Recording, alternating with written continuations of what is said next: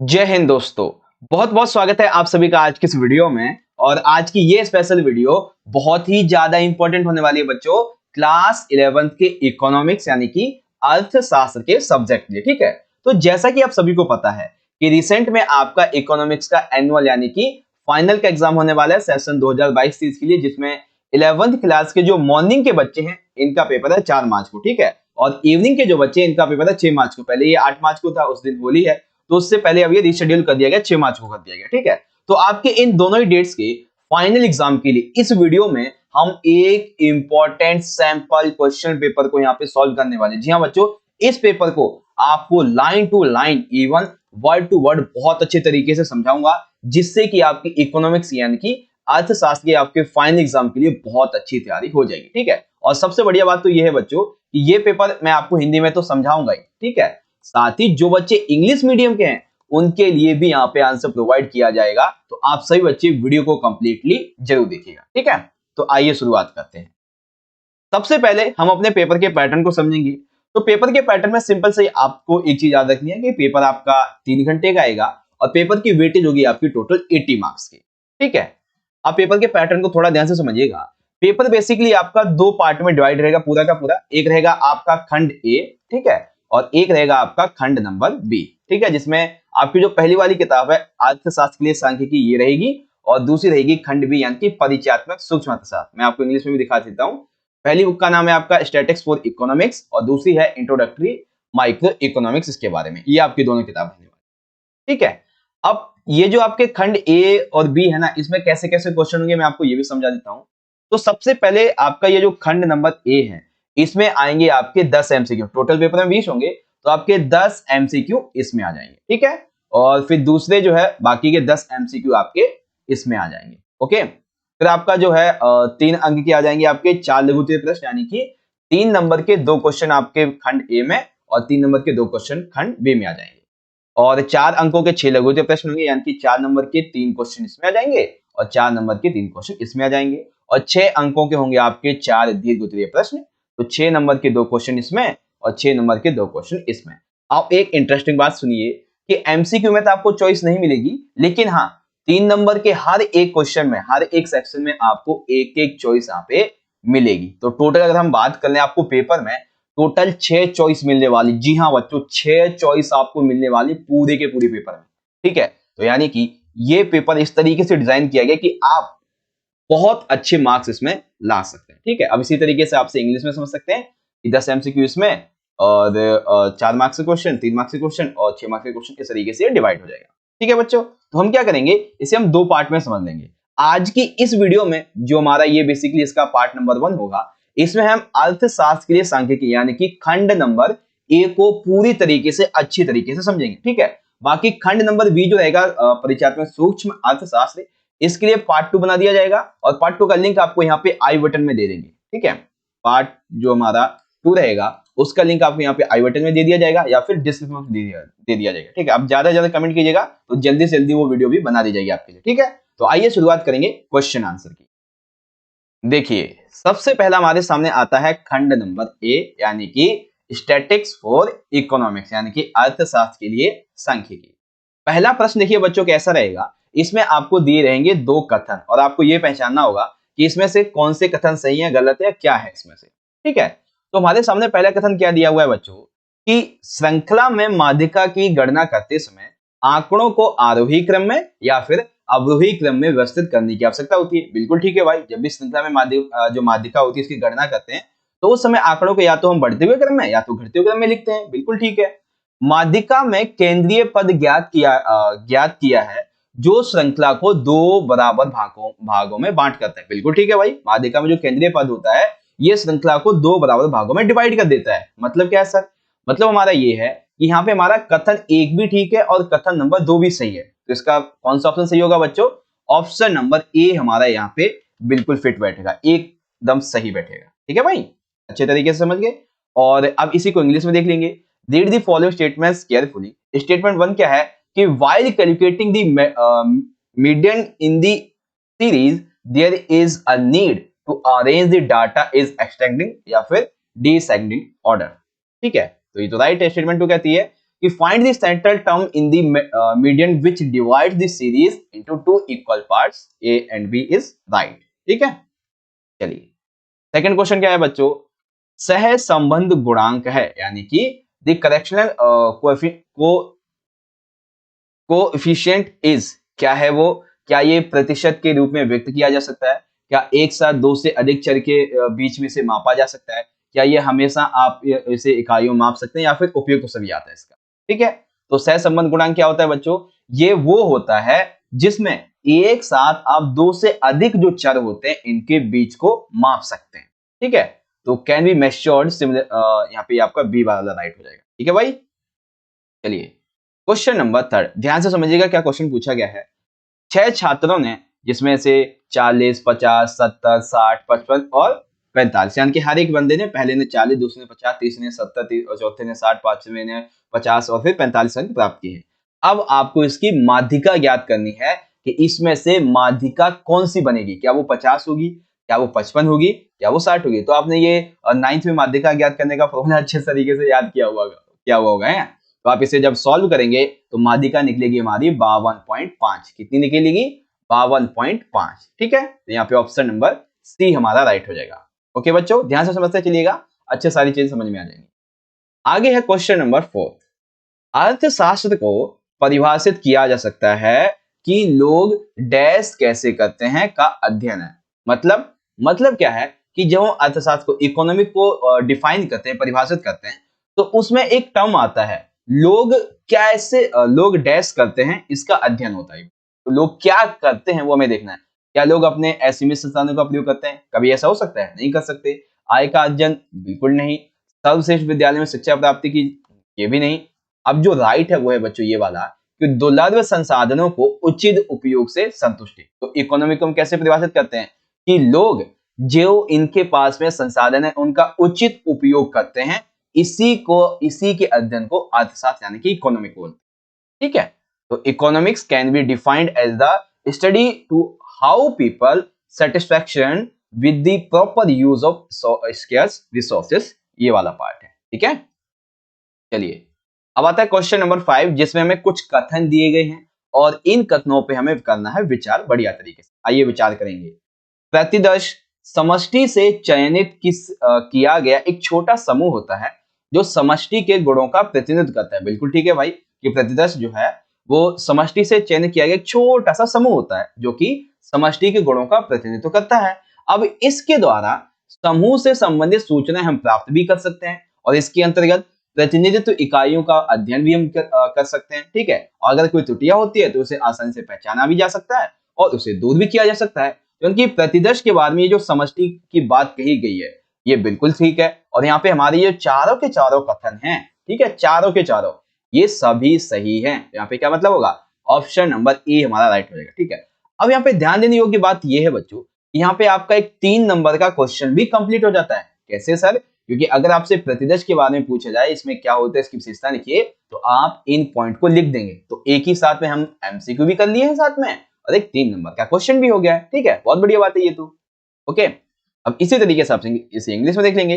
Consider the following statements, statements में आपकी सारी की सारी सही हैं and the right is option number A. Okay बच्चों, आगे आता है क्वेश्चन नंबर 6। अब देखो यहाँ पे क्या कहा गया है कि वर्ग की सीमाओं के बारे में सही नहीं है, यानी कि जो वर्ग होता है जिसे हम बेसिकली क्लास बाउंड्रीज बोलते हैं, तो इसके बारे में कौन सा यहाँ पे सही नहीं है। तो देखो, वर्ग सीमा, एक वर्ग के 2 सिरे होते हैं, बिल्कुल ठीक है, जैसे वर्ग होता है उसके 2 सिरे होते हैं, ये वर्ग सीमा। ठीक है, अब एक वर्ग के न्यूनतम मूल्य को हम निम्न वर्ग सीमा कहते हैं और इसका जो उच्चतम मूल्य होता है इसको हम उच्च वर्ग सीमा कहते हैं। लेकिन प्रत्येक वर्ग की 4 सीमाएं होती हैं, ये गलत है, क्योंकि सीमा 2 ही है। कौन सी, इसका ऊपरी भाग और निचला भाग। तो मतलब क्या है, यहाँ पे जो हमारा बी वाला है ये गलत हो जाएगा, जो कि वर्ग के बारे में सही नहीं है। ठीक है, not true about class boundaries, that is option number B. Okay बच्चों, चलिए अब आता है क्वेश्चन नंबर 7। यहाँ पे थोड़ा सा आपको दिमाग लगाना है और आसानी से आप इसका आंसर बता देंगे। कैसे, यदि एक परिवार की आय 30% से भोजन पर व्यय करता है, देखो यदि एक परिवार अपनी आय का जो 30% पैसा है वो खाने में लगा देता है, तो पाई चित्र द्वारा भोजन पर व्यय को कितने अंश के कोण के द्वारा दर्शाया जाएगा। ठीक है, तो कितने अंश के कोण के द्वारा पाई चित्र के द्वारा इसे देखने को हमें मिलेगा, तो उसका आंसर है बच्चों यहाँ पे आपका 1000 एक सेकेंड, हाँ ठीक है 1087 ये हो जाएगा। और इसी तरीके से आपसे इंग्लिश में देख लेंगे, if a family spends 30% of its income on food, then why the pie diagram the expenditure on food will be represented by the angle of which degree 1087। ठीक है, आगे क्वेश्चन नंबर 8 है, सही कथन की पहचान कीजिए। तो इनमें से एक कथन ऐसा है बच्चों जो सही है और बाकी के सारे गलत है। तो सही इनमें से कौन सा है बच्चों? तोरण के माध्यम से बोलक ज्ञात किया जा सकता है, सही नहीं है। आयत चित्र में आयत की चौड़ाई एक समान और आवश्यक होनी चाहिए, नहीं सही है। ठीक है, आवृत्ति सारणी के लिए आयत चित्र बनाए जाते हैं, ये भी गलत है। दंड आरेख में दंडों की चौड़ाई एक समान होती है, हाँ ये ठीक है। जो भी आप आरेख देखते हैं, ग्राफ देखते हैं, उसमें क्या होता है, उसकी चौड़ाई जो होती है वो सभी दंडों की एक जैसी होती है। तो डी राइट हो जाएगा। ठीक है, सिलेक्ट द करेक्ट स्टेटमेंट। तो करेक्ट कौन सी है? The width of the beds in the bar diagram should be the shape, that's all. ठीक है भाई, आगे क्वेश्चन नंबर 9, व्यक्ति अनुसंधान विधि उपयुक्त नहीं है यदि, यानी कि जो व्यक्ति अनुसंधान विधि है ये कब सही नहीं होती है? जब अनुसंधान का क्षेत्र बड़ा हो, अनुसंधान का क्षेत्र सीमित हो, आंकड़ों की उच्च मौलिकता की आवश्यकता हो, या फिर आंकड़ों को गुप्त रखना हो। तो कब ये अनुसंधान व्यक्ति उपयुक्त नहीं है व्यक्तिगत वाली? जब अनुसंधान का क्षेत्र बहुत ही ज्यादा बड़ा हो, तब ये सही नहीं होती है। ठीक है, and individual research method is not suitable if the area of research is hug। ठीक है, and the last of MCQ that is कि बहुवचन के रूप में सांख्यिकी की क्या विशेषता हो सकती है इसमें से। ठीक है, तो सांख्यिकी जो है इसे हम संख्यात्मक रूप में व्यक्त कर सकते हैं, एक व्यक्ति एक व्यवस्थित तरीके से हम इसे एकत्रित भी कर सकते हैं, और तुलना के लिए एक दूसरे के संबंध में रखे जाने के योग्य भी हम इसे देख सकते हैं। मतलब क्या है सर? मतलब डी हमारा उपरोक्त सभी वाला इसके लिए राइट हो जाएगा। ठीक है, the characteristics of statics in the form of polygonal area, तो A B C all of the above is the right answer. ठीक है भाई, तो टोटल हमने अभी तक जो है वो अपने 10 MCQ कर लिए हैं, और आई होप कि आप सभी को MCQ बहुत बढ़िया तरीके से समझ में आया होगा। ठीक है, अब हमारे आएंगे बच्चों 3-3 नंबर के 2 क्वेश्चन। ठीक है, 3-3 नंबर के 2 क्वेश्चन, जिसमें एक में आपको मिलने वाली है चॉइस। आइए देखते हैं कैसे क्वेश्चन होंगे।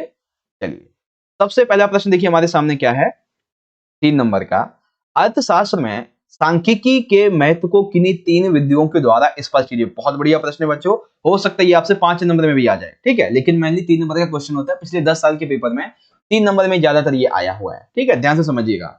देखो, अनेक आर्थिक समस्याओं को सांख्यिकी की सहायता से समझा जा सकता है, और यह आर्थिक नीतियों के निर्माण में सहायक होता है। इसीलिए अर्थशास्त्र के विभिन्न क्षेत्रों में सांख्यिकी का महत्व कई तरीके से होता है। सिंपल सी बात क्या भाई, कि हम जब अनेक आर्थिक समस्या हमारे सामने आती हैं तो उनको हम किसके द्वारा समझते हैं? सांख्यिकी के द्वारा समझते हैं, और कुछ नीतियां बनाते हैं तो उनको लागू भी कर पाते हैं। अब इसके मेनली जो 3 क्षेत्र है वो यहाँ पे आ जाते हैं। कौन कौन से?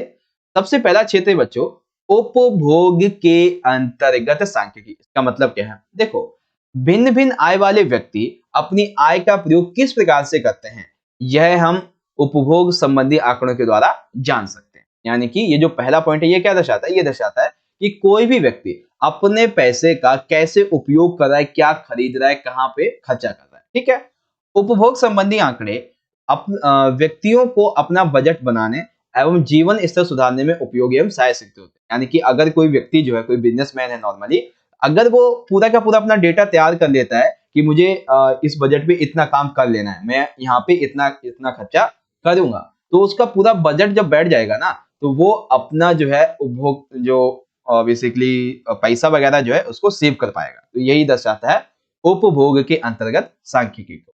ठीक है, अब दूसरा है उत्पादन, यानी कि जब किसी चीज को उत्पादित किया जाता है तो सांख्यिकी की सहायता से उत्पादन क्रियाओं का तुलनात्मक अध्ययन किया जा सकता है। एग्जाम्पल के लिए, उत्पादन संबंधी आंकड़े मांग तथा पूर्ति में सामंजस्य स्थापित करने में उपयोगी एवं सहायक होते हैं, क्योंकि इनके आधार पर वस्तु की उत्पादन की मात्रा को निर्धारित किया जा सकता है। एग्जाम्पल के लिए मैं आपको एग्जाम्पल लेता हूं, जैसे कोई कंपनी है, इस कंपनी ने माल उत्पादन किया है, मान लेते हैं 10 केजी, ठीक है, 10 केजी किया है। अब मार्केट में ये बिक गया पूरा का पूरा, और अभी भी और 10 किलो मार्केट में माल ये चाहिए, तो यहाँ पे वो क्या करेगा, उत्पादन के अंतर्गत पूरे अपने आंकड़े लगाएगा कि मुझे कैसे कैसे मांग को पूरा करना है और कितनी पूर्ति मुझे और चाहिए, मैं कितना और माल को उत्पादित करूं, तो एक निर्धारित जो मात्रा है वो उसे उत्पादित कर पाएगा। तो ये किसके द्वारा सही होता है, मतलब हो पाता है बेसिकली उत्पादन के अंतर्गत सांख्यिकी के द्वारा।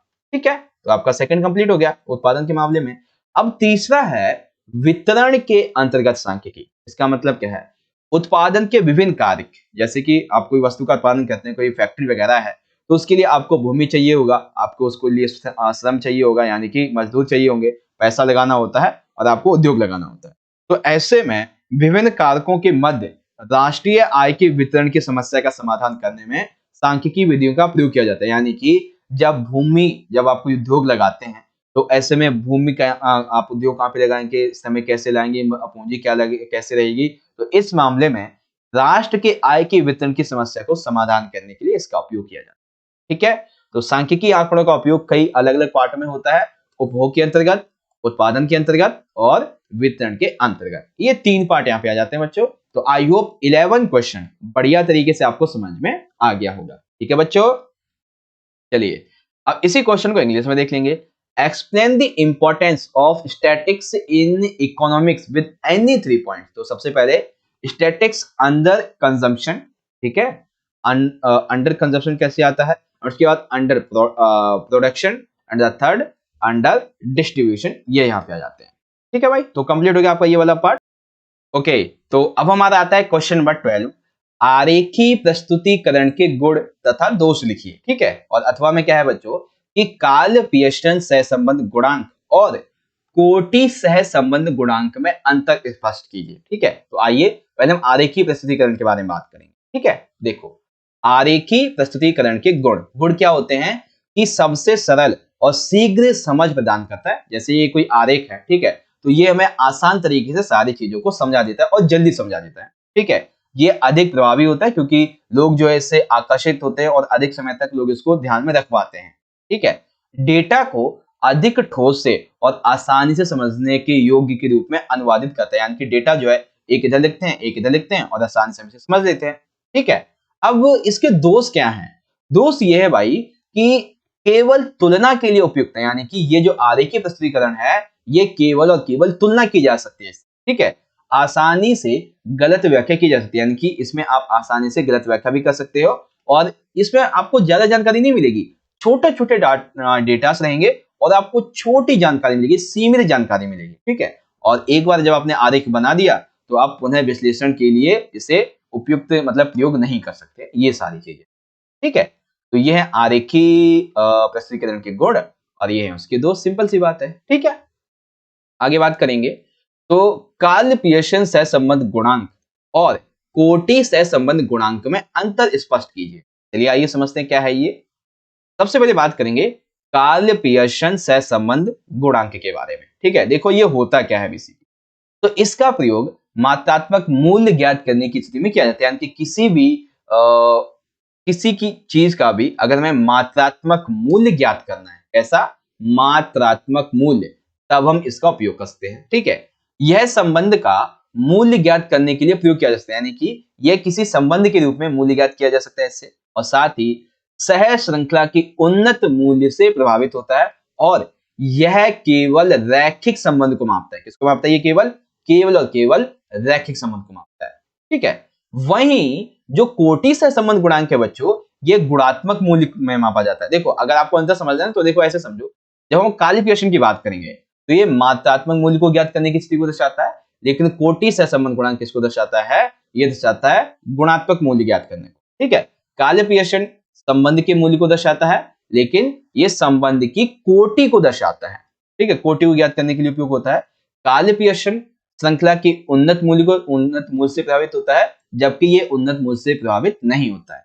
कार्ल पियर्सन जो है ये केवल रैखिक संबंध को मापता है, लेकिन जो कोटि सह संबंध है ये रैखिक में भी मापता है और अरैखिक संबंध दोनों को ही मापता है। ठीक है, तो ये डिफरेंस है कार्ल पियर्सन और कोटि सह संबंध गुणांक में। ठीक है बच्चों, एकदम बढ़िया तरीके से आपको समझ में आ गया होगा, है ना। चलिए अब आप दोबारा देख लीजिए कि आरेखीय प्रस्तुतीकरण के गुण क्या हैं और इसके दोष क्या है, एंड देन काल-पियर्सन सहसंबंध गुणांक और कोटी सहसंबंध गुणांक में क्या डिफरेंस होता है। अब इन सभी को इंग्लिश में देखने की बात आती है, तो right the merits and demerits of diagrammatic representation. तो क्या होते हैं भाई, तो प्रॉपर्टीज ऑफ डायग्रामेटिक रिप्रेजेंटेशन की क्या बात है और ड्रॉबैक्स क्या है इसके, इनकी नेगेटिव एस्पेक्ट्स क्या है, उसके बारे में ये लिख देंगे, ठीक है। And the second question, differentiate between Karl Pearson correction coefficient and rank correction coefficient, ठीक है। तो काल-पियर्सन के संबंध में और रैंक के बारे में आप यहाँ से इजीली देख सकते हैं, ठीक है बच्चों। तो ये हो गया आपका कंप्लीट। तो यहाँ पे हमने 3-3 नंबर के 2 क्वेश्चन कंप्लीट कर लिए, जिसमें आपको एक में चॉइस भी दी गई थी, ठीक है। अब बारी आएगी हमारे 4-4 नंबर के क्वेश्चन। तो 4 नंबर के लिए हमारा क्वेश्चन नंबर है 13, जिसमें दिया गया है कि माध्यिका ज्ञात करने की ग्राफीय विधि का चित्र के द्वारा वर्णन कीजिए, ठीक है। तो माध्यिका हम जब ज्ञात करते हैं तो इसके लिए जो ग्राफीय विधि उपयोग में लाई जाती है वो क्या है, उसको आपको दर्शाना है। तो माध्यिका ज्ञात करने की ग्राफीय विधि 2 होती हैं, जिसमें से सबसे पहली विधि क्या होती है, विधि नंबर 1। इसमें कम से कम अधिक विधि सबसे पहले श्रेणी को से कम, देखो यहाँ पे थोड़ा ना ये आपकी बुक की लैंग्वेज है ना, तो थोड़ी समझाने में दिक्कत हो सकती है। देखो होता क्या है कि विधि जो है एक, इसमें कम से कम अधिक विधि की बात करते हैं। तो सबसे पहले होता क्या है, तो इसमें सबसे पहले श्रेणी को से कम यानी कि जो कम की तरफ आता है और या से अधिक वितरण में बदला जाता है। 2 तरीके से, या तो आप इसे से कम के बारे में दर्शा सकते हैं या फिर से अधिक के बारे में दर्शा सकते हैं। उसके बाद में आंकड़ों को ग्राफ में प्रदर्शित करते हैं, जैसे आपके ये आंकड़े हैं और इस तरीके से हम इसको प्रदर्शित करते हैं। श्रृंखला की संख्या n बटे में दूसरा पद निर्धारित करके x अक्ष पर लंब डाला जाता है, यानी कि इसे हम n बटे में दूसरा पद डाल के और इस तरीके से हम इसे ऐसे डिवाइड कर देते हैं, ठीक है। और उसके बाद में माध्यिका ज्ञात कर सकते हैं। तो हो गया ये आपका विधि नंबर 1, ऐसे ज्ञात करते हैं।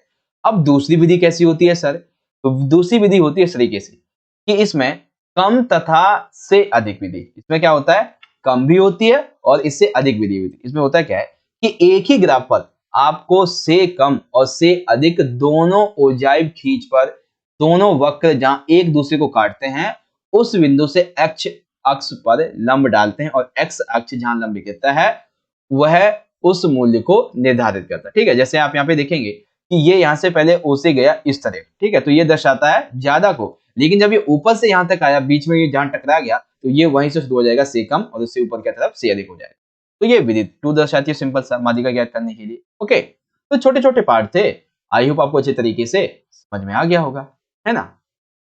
चलिए अब इसी को आप इंग्लिश में देख लीजिए। वैसे इंग्लिश में ना मुझे इसका डायग्राम मिल नहीं रहा था, तो इसलिए मैंने आपको हिंदी में इसका डायग्राम समझा दिया, ठीक है। Describe the graphical method of finding the median with the help of a diagram. तो method number 1 less than and more method. तो इसके लिए पहले लेस देन की बात आ जाएगी एंड मोर की बात आ जाएगी, एंड उसके बाद में मेथड 2 है less than and greater than method, ठीक है। तो उसके बारे में आपका ये वाला पार्ट आ जाएगा, पढ़ लीजिएगा, ठीक है।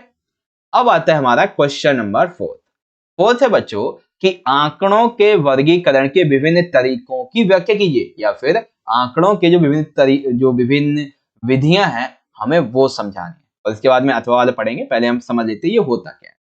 देखो आंकड़ों के जब हम वर्गीकरण की बात करते हैं तो यहाँ पे बात कर रहे होते हैं अपरिष्कृत आंकड़ों को विभिन्न तरीकों से वर्गीकृत किया जा सकता है जो अध्ययन के उद्देश्य पर निर्धारित होते हैं, और ये कई तरीके से हो सकता है। कैसे कैसे, तो सबसे पहले आंकड़े का वर्गीकरण करते हैं हम काल क्रम के अनुसार, जैसे कालानुक्रमिक यानी कि काल के अनुसार। जैसे इस प्रकार के वर्गीकरण में आंकड़ों को समय के संदर्भ में, जैसे कि वर्ष, तिमाही, मासिक, साप्ताहिक आदि के रूप में आरोही या फिर अवरोही क्रम में वर्गीकृत किया जा सकता है, ठीक है। तो कालक्रम कैसे होते हैं बच्चों, इसमें किसी भी आंकड़े को इस तरीके से वर्गीकृत किया जाता है, लिखा जाता है, जिसमें एक वर्ष का, एक मास का, एक सप्ताह का, 6 माह का, तिमाह का, एक दिन का, इस तरीके से डिवाइड करते हैं। और ये आप चाहे तो कम में बढ़ते हुए क्रम में लिख सकते हैं या फिर घटते हुए क्रम में यानी कि आरोही या अवरोही में लिख सकते हैं, ठीक है।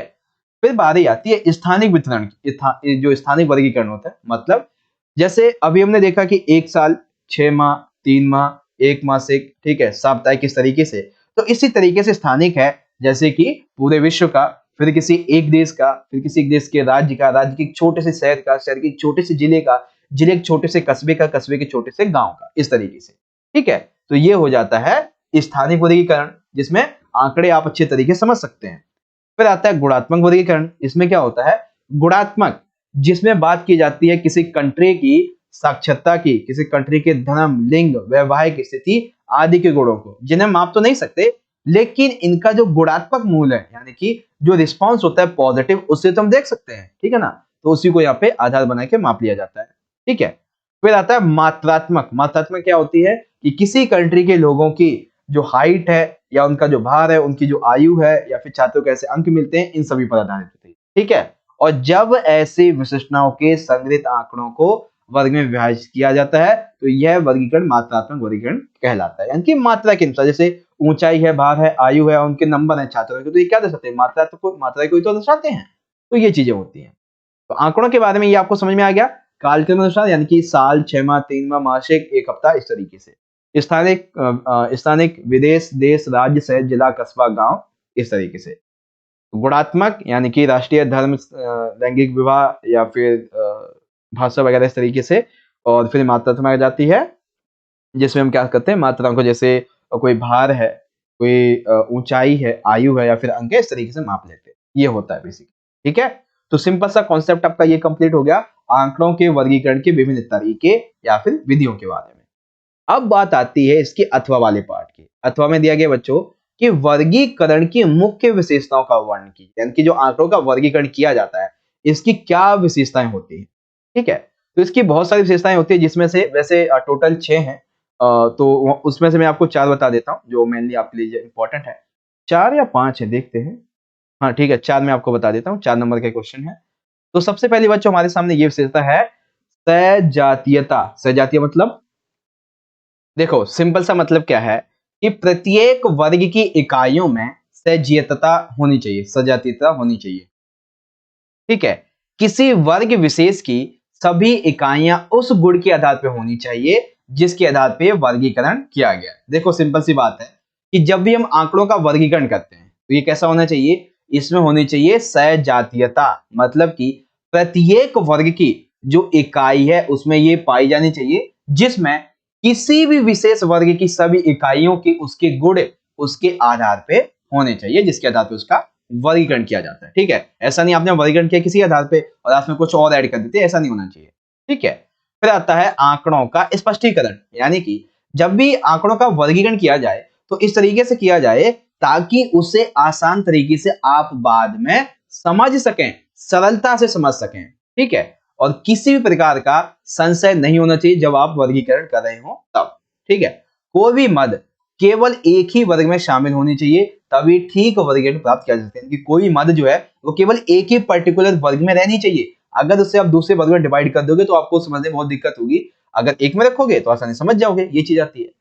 फिर आती है, एक सेकंड बहुत आगे भाग गया भाई ये तो, अभी नहीं, हाँ अब आती है लोचशीलता, यानी कि एक आदर्श वर्गीकरण में लोचशीलता का गुण होना अति आवश्यक है। कैसे? क्योंकि लोचशीलता से अभिप्राय होता है आवश्यकता अनुसार एवं परिस्थितियों के साथ साथ वर्गों में संशोधन किया जा सके। लोचशीलता का क्या मतलब है कि आपने कोई भी वर्गीकरण कर दिया तो उसमें इतनी गुंजाइश होनी चाहिए कि आप बाद में उसे समय की स्थिति के अनुसार, परिस्थिति के अनुसार चाहें तो चेंज भी कर सकते हैं। पूरी तरीके से तो नहीं, लेकिन थोड़ा बहुत बदलाव तो कर ही सके, ऐसी उसमें गुंजाइश होनी चाहिए। इस तरीके से वर्गीकरण कीजिए। ठीक है, उसके बाद में अध्ययन के उद्देश्य के अनुकूल, दैट मीन्स कि जब भी वर्गीकरण किया जाए तो हमेशा ये ध्यान में रखा जाना चाहिए कि जो भी वर्गीकरण आप कर रहे हैं, ठीक है, उसका उस सिद्धांत का चयन सांख्यिकी अध्ययन के अनुरूप होना चाहिए।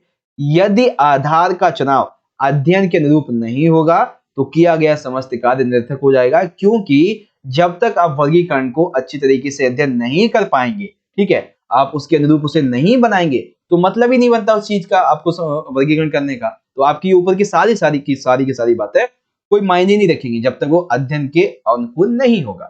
ठीक है ना, तो ये चीज आती है।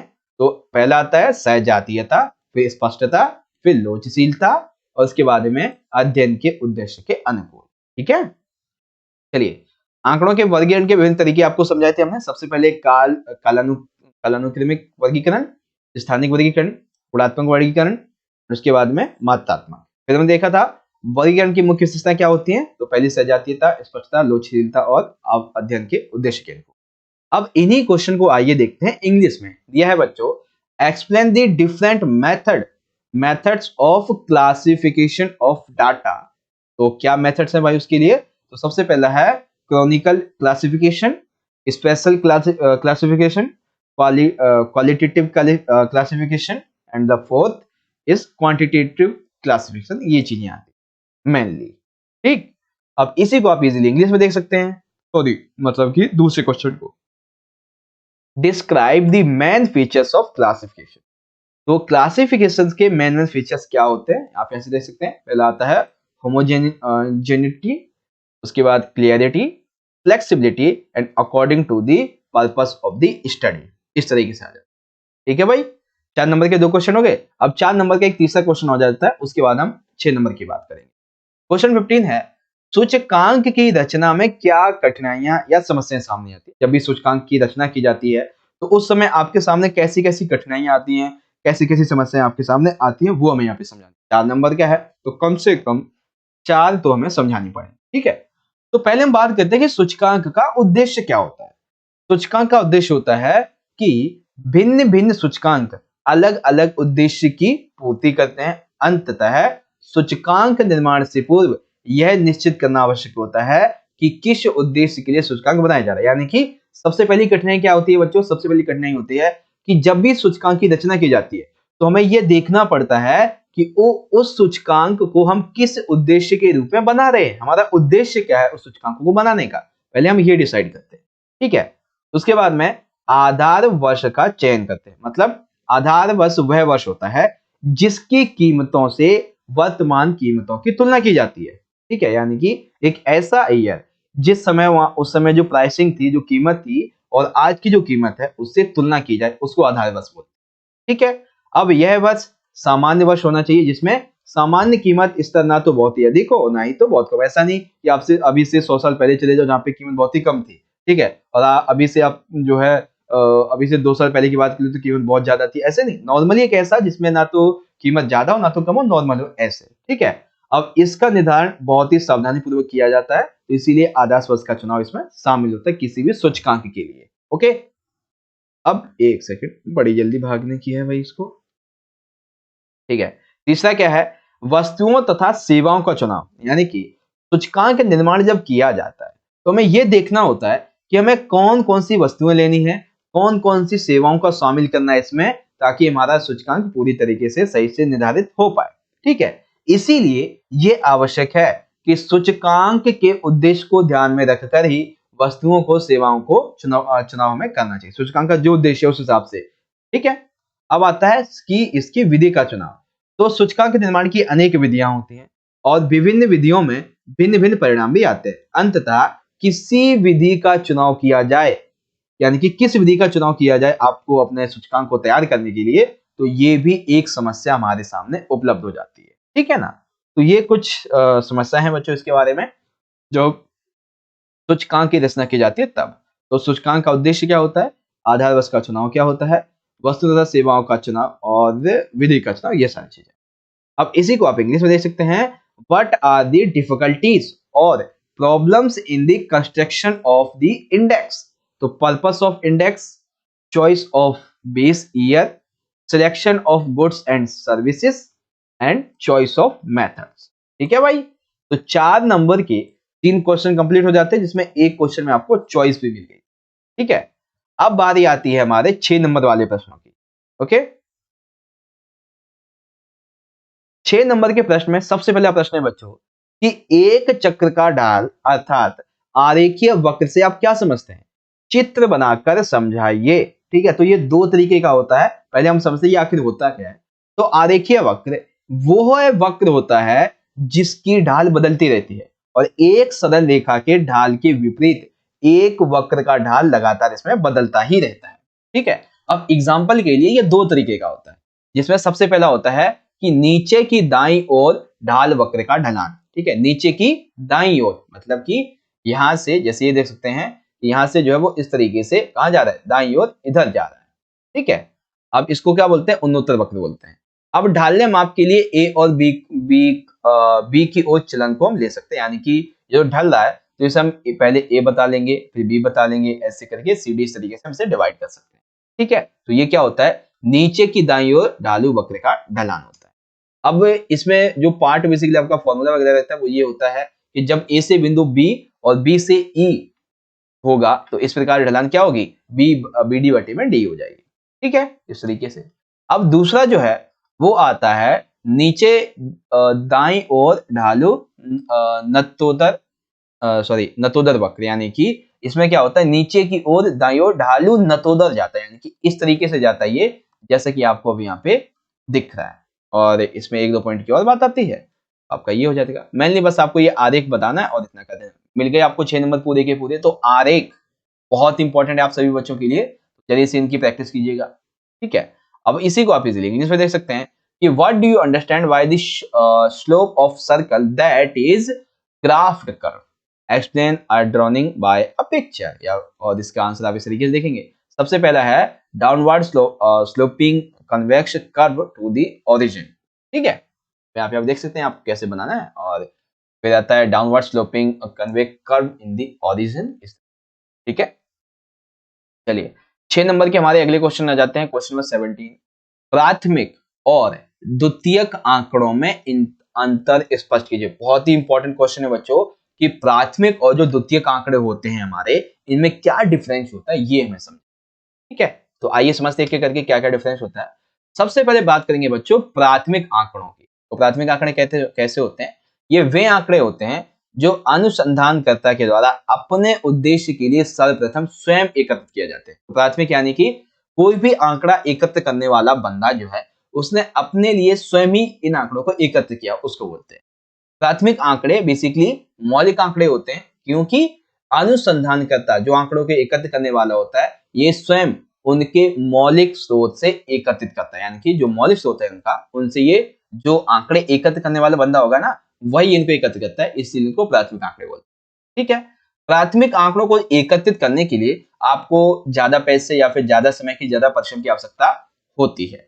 ठीक है, क्योंकि आपको स्वयं ही जाके सारी चीजें करनी पड़ती हैं, तो इसमें बहुत ज्यादा समय लगता है, पैसा लगता है, परिश्रम भी बहुत ज्यादा लगता है। ठीक है, यदि अनुसंधानकर्ता 11वीं कक्षा के विद्यार्थियों से पूछकर अर्थशास्त्र विषय की अंक सूची बनाता है तो इस तरह से प्राप्त आंकड़े प्राथमिक आंकड़े माने जाएंगे। यानी कि इसमें कोई भी अनुसंधानकर्ता सीधे के सीधे लोगों से पूछता है। जैसे एग्जांपल के लिए मैं आपको देखो प्राथमिक आंकड़े का एक सिंपल सा एग्जांपल लेता हूं कि आप अभी जैसे ये अपना इको का जो एग्जाम दोगे, ठीक है, इकोनॉमिक्स का आप जो एग्जाम देंगे, तो आपके जो मार्क्स होंगे वो आप पेपर में जैसा लिखोगे उस हिसाब से आपको मार्क्स मिल जाएंगे।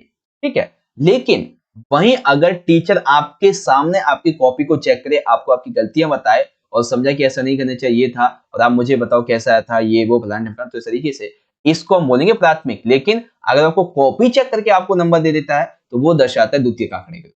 ठीक है, तो प्राथमिक आंकड़े क्या होते हैं, जिन्हें अनुसंधानकर्ता स्वयं ही उनके स्रोत से प्राप्त करता है, एकत्रित करता है, जिसमें अधिक धन, समय और परिश्रम की आवश्यकता पड़ती है। ठीक है, अब बारी आती है द्वितीयक आंकड़ों की। तो द्वितीयक आंकड़े क्या होते हैं बच्चों, द्वितीयक जो आंकड़े हैं ये वे आंकड़े होते हैं जो पहले एकत्र किए जा चुके होते हैं, ये किसी दूसरे उद्देश्य के लिए किसी अन्य संस्था द्वारा संग्रहित किए हुए होते हैं। मतलब कि द्वितीयक आंकड़े क्या होते हैं, जैसे द्वितीयक आंकड़ों का मतलब ये हो जाता है कि पहले से ही जो आंकड़े हैं वो एकत्रित हो चुके हैं। ठीक है, अब जो अनुसंधान करता है वो अपने किसी अन्य उद्देश्य के लिए जो पहले आंकड़े एकत्र कर लिए गए हैं ना, उनको संग्रहित करता है, उनका अध्ययन करता है। ठीक है, द्वितीयक आंकड़े जो है वो मौलिक नहीं होते। क्यों नहीं होते, क्योंकि जो भी आंकड़ों को एकत्र करने वाले बंदे होते हैं वो अन्य व्यक्तियों या फिर अन्य संस्थाओं के अभिलेखों से प्राप्त करते हैं। जैसे हमारी जो ग्रंथ जो हमारे होते हैं हर एक धर्म के, उनसे जो भी आंकड़े मिलते हैं, या फिर कोई बिजनेस की बड़ी बड़ी किताब होती है, बुक्स होती है, उनमें जो आंकड़े मिलते हैं वो क्या दर्शाते हैं, वो द्वितीयक आंकड़े होते हैं एक तरीके से।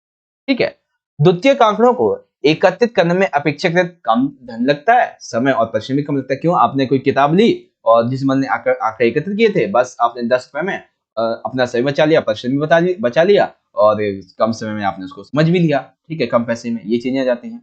और द्वितीयक आंकड़े एक बहुत बड़ी विशेषता है क्या, कि यदि अनुसंधानकर्ता कक्षा अध्यापक के माध्यम से स्कूल रिकॉर्ड जैसे अंक सूची या फिर रिजल्ट रजिस्टर से जानकारी प्राप्त करके कक्षा 11वीं के अर्थशास्त्र की अंक सूची बनाता है तो ये द्वितीयक आंकड़े माने जाते हैं। जैसा कि मैंने अभी आपको बता दिया था, वो बच्चों के माध्यम से नहीं बल्कि उनके टीचर्स या फिर प्रिंसिपल के माध्यम से जो सूची बनाएगा उसको बोलेंगे, क्या बोलेंगे, द्वितीयक आंकड़े, रिजल्ट वगैरह के माध्यम से, जो कि नॉर्मली बनता भी है आपका। ठीक है, तो ये होता है किसके बारे में, ये होता है द्वितीयक आंकड़े के बारे में, जिसमें जो अनुसंधान करता है वो प्रत्यक्ष नहीं बल्कि दूसरे का उपयोग करता है। इस तरीके से बात आती है। ठीक है भाई, तो प्राथमिक आंकड़ों के बारे में आपके सामने क्या क्या पार्ट आ जाते हैं इसके बारे में आप ये सभी पॉइंट पढ़ेंगे। एंड उसके बाद द्वितीयक आंकड़ों की बात आएगी तो 3 पॉइंट आपका ये और एक का ये आ जाएगा।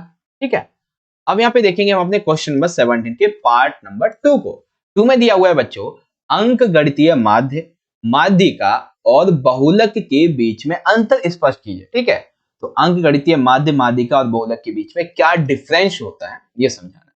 तो डिफरेंस के लिए देखिए मैंने क्या किया, आपकी जो सपोर्टिंग मटेरियल है उसी में ही ये सेम टू सेम ऐसे दिया हुआ, तो मैंने वही सीधा यहाँ पे उठा लिया क्योंकि बहुत अच्छा दिया हुआ ये। ठीक है, तो पहले हम बात करेंगे समानांतर माध्य की। ठीक है, यानी कि अंक गणितीय माध्य की, उसके बाद माध्यिका की और फिर बहुलक की। तो एक एक करके हम सीधा तीनों को आपको समझाते चलेंगे। ठीक है, देखो समानांतर माध्य में क्या होता है कि इसका मूल्य होता है निश्चित। ठीक है, माध्यिका में मूल निश्चित नहीं होता है, ना ही तो बहुलक में निश्चित होता है। ठीक, समानांतर माध्य में क्या होता है कि यह श्रृंखला के सभी मूल्यों पर आधारित होती है, सभी के सभी मूल्यों पर आधारित होती है, लेकिन माध्यिका सभी मूल्यों पर आधारित नहीं होती है और ना ही तो बहुलक सभी मूल्यों पर आधारित नहीं होती। ठीक, समानांतर माध्य ग्राफ के द्वारा प्रदर्शित नहीं किया जा सकता है, लेकिन माध्यिका को ग्राफ के द्वारा प्रदर्शित किया जा सकता है और बहुलक को भी किया जा सकता है। ठीक है, यह जो है वो गणनात्मक होता है, यानी कि जिसकी हम गणना कर सकते हैं समानांतर माध्य की, लेकिन माध्यिका का स्थिति जो माध्यिका जो है यह स्थिति का एक मूल्य होती है और बहुलक भी स्थिति का ही मूल्य होता है। सिंपल सा। ठीक है, दोबारा समझाता हूं, समांतर माध्य कैसे होते हैं, मूल निश्चित होता है, श्रृंखला के सभी मूल्यों पर आधारित होती है, ग्राफ के द्वारा नहीं दर्शा सकते और ये गणनात्मक होती है। माध्यिका कैसी होती है, ये मूल्य निश्चित नहीं होता है। ठीक है, मूल्यों पर आधारित नहीं होती है, ग्राफ के द्वारा प्रदर्शित किया जा सकता है, स्थिति मूल्य होती है, और सेम यही बात आपकी बहुलक में भी आ जाती है। ये पार्ट है।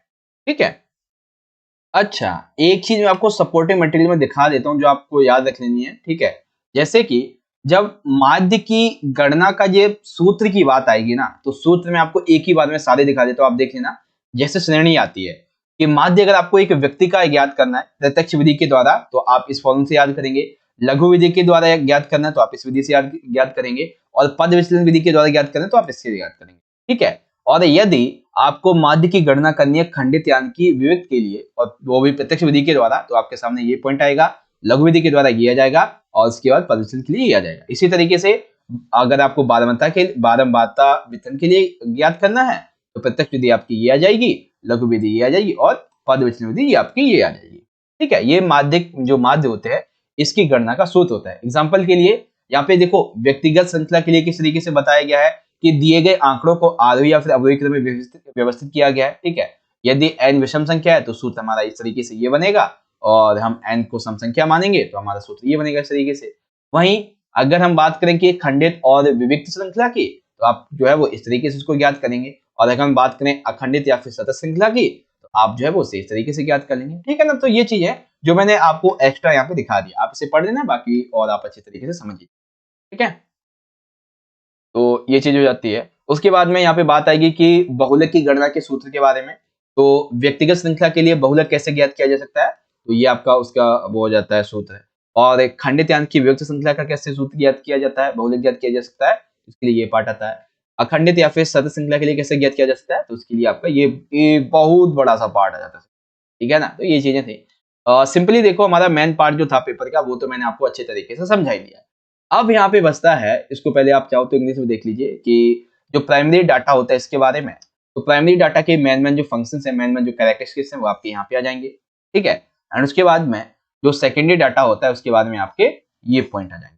ठीक है बच्चों, यहाँ पे बात आती है difference between arithmetic mean and median and the mode, इस तरीके से तो आपके सामने ये पॉइंट आ जाते हैं।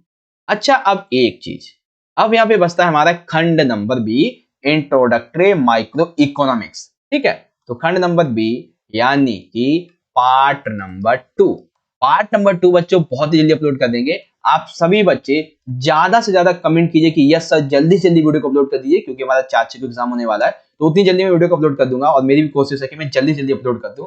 तो आप सभी बच्चे कमेंट कीजिए, जितना ज्यादा आप कमेंट करेंगे उतनी ही जल्दी मैं पार्ट 2 की वीडियो भी अपलोड कर दूंगा, क्योंकि अभी मुझे बनाना पड़ेगा ये। ठीक है, मैं आपको बता देता हूँ कि आपका जो डिपार्टमेंट है डीओई, इसने आपके लिए इकोनॉमिक्स का आपको सैंपल पेपर नहीं दिया है। ठीक है ना, इसने आपको इकोनॉमिक्स का सैंपल पेपर नहीं दिया, इवन 11 का भी नहीं दिया, ना ही तो 12 का दिया। तो इसके लिए हमने क्या किया है कि आपका जो लेटेस्ट पेपर का पैटर्न है, ठीक है, जो कि मैंने टीचर्स वगैरह को देखने को मिलता है, तो वो मेरे पास भी है। तो उसी के अकॉर्डिंग हमने पेपर को डिजाइन किया है। ये आपका कोई डीओई ने ऑफिशियल नहीं दिया है, ये हमने खुद अपनी तरफ से डिजाइन किया है। और ये इस चीज की मैं गारंटी देता हूँ कि आपका जब 4 और 6 को एग्जाम होगा ना, तो मुश्किल से 2 से 5% आपको पेपर में चेंजेस देखने को मिलेंगे, ज्यादा से ज्यादा 2 से 5%, ज्यादा से ज्यादा 2 से 5%। ठीक है, क्योंकि पेपर का पैटर्न लेटेस्ट जो है वो आपका यही वाला है। ठीक है, तो उसी हिसाब से हमने भी आपके लिए पेपर इसी तरीके से बनाया हुआ है, और आई होप कि आप सभी को बहुत बढ़िया तरीके से आज का ये पेपर समझ में आ चुका होगा।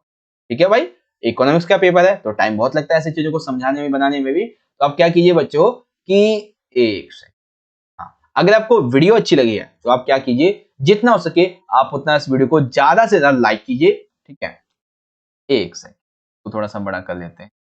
हाँ, अगर आपको वीडियो अच्छी लगी है तो ज्यादा से ज्यादा इस वीडियो को लाइक कीजिए, क्योंकि आप जितना ज्यादा वीडियो को लाइक करेंगे उतना ज्यादा हमारा और मोटिवेशन बढ़ेगा, नेक्स्ट लेवल तक पहुंच जाएगा। अगर आप वीडियो को लाइक करेंगे ज्यादा से ज्यादा, क्योंकि हमें लाइक करोगे आप तो मोटिवेशन बढ़ता है कि हाँ भाई बच्चे लाइक कर रहे हैं, तो मतलब उनको अच्छा लग रहा है। ठीक है, और साथ ही अपने सभी इकोनॉमिक्स जो स्टूडेंट्स हैं उसके साथ में शेयर कर देना, आपके जो क्लासमेट्स हैं, फ्रेंड्स हैं, ताकि वो भी अपनी तैयारी कर सके। बाकी आप सभी को वीडियो कैसा लगा, आप सभी बच्चे मुझे कमेंट बॉक्स में इसका जवाब जरूर देना, ताकि मुझे पता चल सके कि हाँ भाई हमारी मेहनत रंग ला रही है या नहीं ला रही है। ठीक है, बाकी आप सभी को मेरी तरफ से और मेरे चैनल की पूरी टीम की तरफ से आपको आपके इकोनॉमिक्स के फाइनल एग्जाम के लिए ऑल द बेस्ट। ठीक है, अच्छे एग्जाम करके आना, तैयारी अभी हमारी चल ही रही है और अभी हम और भी करवाएंगे, जिससे आपकी तैयारी और भी अच्छी हो जाएगी, बेहतरीन हो जाएगी। ठीक है, मिलते हैं नेक्स्ट वीडियो में, तब तक के लिए आप पढ़ते रहिएगा और अपना अच्छे से ख्याल रखिएगा। धन्यवाद, जय हिंद, वंदे मातरम।